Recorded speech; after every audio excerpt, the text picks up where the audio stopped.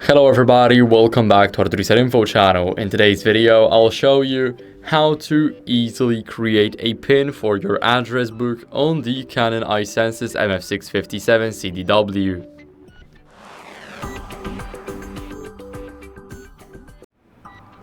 So first, what we want to do is we want to go over to the menu and now basically go to set destination, and now we need to create our pin in the address book pin. Here, as you guys can see, for me it's blank because I haven't set up my pin yet, but here we can enter the password. For example, let me add something that I will remember. So 1 2 3 4 5 6.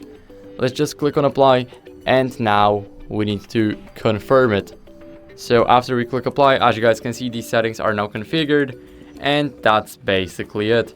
So I hope this video helped you. If it did, then leave a like, subscription, and a comment, and I'll see you in the next one.